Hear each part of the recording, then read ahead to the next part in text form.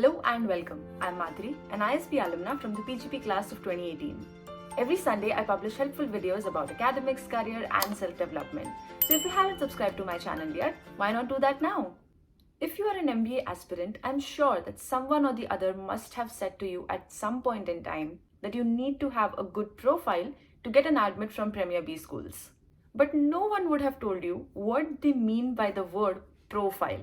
How important is CAT, GMAT, or any other competitive exam score when you're applying for your MBA? What if you had an average or below average GPA or percentile during your high school or undergraduation? How does that impact your chances of getting an admit? Do extracurriculars really matter? Today, we're going to talk about all of that and understand how MBA colleges shortlist candidates for extending an interview invite or to offer an admit. Before we begin, I would like to highlight that if you are a CAT aspirant, Unacademy is providing a national scholarship test that will cover section-wise tests for quantitative aptitude, data interpretation, logical reasoning, verbal ability, and reading comprehension every Sunday. This test will help you track how your preparation for CAT 2021 has been progressing. The content of this test is licensed to Unacademy and is created and owned by a third party. The top 20 scorers of this test will receive Amazon vouchers worth over 5,000 INR. The rank will be based on marks and time taken, and vouchers will be processed within 20 days from the test date.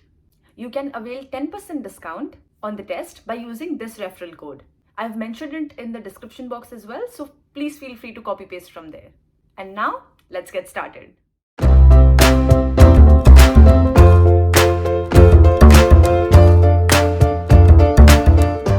There are two major categories under which all MBA applicants are evaluated.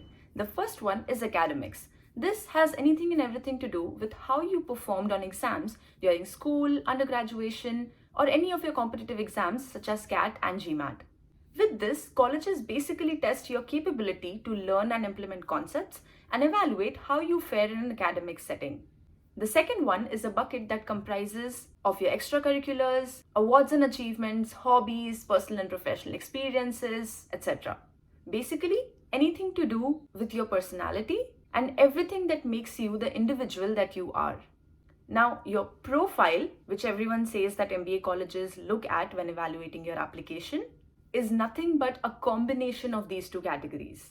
To increase your chances of getting an interview invite or an admit from an MBA college, you need to have a strong profile, meaning you need to have a good balance between your academic scores and the non-academic aspects, because that is what colleges look for. To get your profile evaluated or to gain an insight into any aspect of your MBA journey, you can book a one-on-one consultation with me via the link mentioned in the description box. Let's talk in little depth about the profile part. Should there be an ideal balance between your academics and your non-academic segments to make up for a strong profile? Not really. For all you know, you might not even need a proper balance. Consider these examples. Let's say there is this person X who has a really good academic score throughout, scored above 90% in high school and has a GPA of 9 in undergrad. X could very well have been a class topper most of the times, or in the top 2% of all the students that she studied with. Even for GMAT, let's say X got a score above 720. Now for X, the academics aspect of her profile is really strong. So she doesn't really need to bother if her extracurriculars or awards or achievements are not as strong, because her outstanding academic scores make up for what she lacks in other arenas, and overall there becomes a balance. Let's consider another person, Z, who has over-the-top achievements outside of academics. He is either a national level swimmer or a published author or a famous journalist with renowned articles. Basically, let's consider that Z has done something extraordinary that most common people wouldn't do. That makes Z stand out of the crowd. So if Z doesn't exactly have amazing scores from his high school or undergrad, or even for his GMAT, Z would still have a strong profile because the achievements aspect of Z is quite strong and hence makes up for the lack in academic scores, and together they create a balance. So for X and Z, they don't really need to worry about having an ideal balance because one of the two categories is extremely strong for them.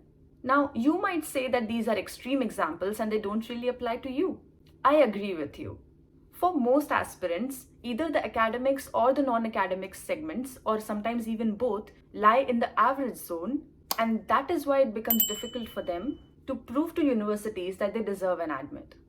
If what I just said sounds familiar to your case, my recommendation would be to first analyze which section of your profile needs work.